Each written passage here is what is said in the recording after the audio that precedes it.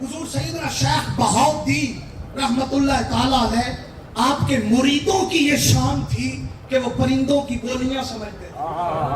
اللہ اکبر. مریدوں کی کیا سمجھتے تھے؟ پرندوں کی بولیاں سمجھتے تھے. دو مرید چلے آپ سے ملنے کے لیے, ایک درخت کے نیچے سو گئے. ایک کی آنکھ کھلی, اس نے دیکھا دو پرندے آپس میں بات کر رہے ہیں کہ بہاؤالدین تو فوت ہو گیا. آئے ہائے, بہاؤالدین تو فوت ہو گیا, اور یہ جو جا رہے ہیں ان کو پتہ ہی نہیں ہے یہ بہاؤالدین سے ملنے جا رہے ہیں. دوسرے نے جب سنا, اس نے دوسرے کو جگایا, کہا اٹھو سنو دیکھو یہ کیا کہہ رہے ہیں, یہ پرندے کیا کہہ رہے ہیں. میں آپ کو بتا رہا ہوں کہ دل مردہ اور زندہ کا مقام کیا ہے. فرمایا کہ یہ کیا کہہ رہے ہیں. انہوں نے جب سنا, انہوں نے کہا یار یہ بات تو چلو خبر ہے, لیکن چلو ایسا کرتے ہیں, چلتے ہیں, ہو سکتا ہے مالک کریم ہم ان کے دربار آستانے پہ جا کے حاضری دے لیتے ہیں, کوئی بات نہیں ہے. آپ جو آگے آئے تو سامنے دیکھتے ہیں کہ شیخ بہاؤالدین تو زندہ سلامت بیٹھے. بہاؤالدین زندہ سلامت بیٹھے. بڑے حیران ہوئے.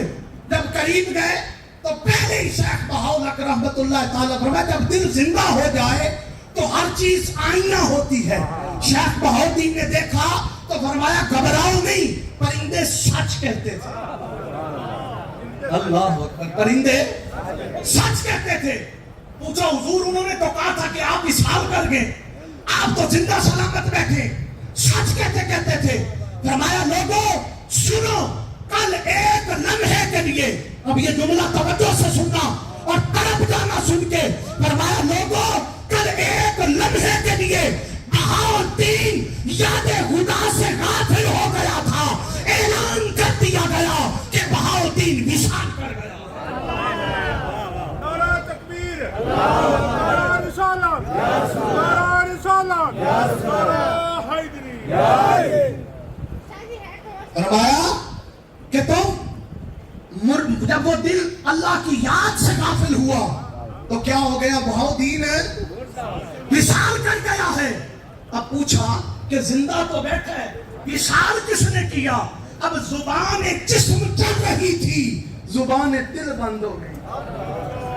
زبان دل بند ہو گئی تھی. اس زبان دل نے اتنے بڑے بہاؤالدین کو مردہ کہلوا دیا. اللہ اکبر. اتنی بڑی شان کے مالک بہاؤالدین کو مردہ کہلوا دیا.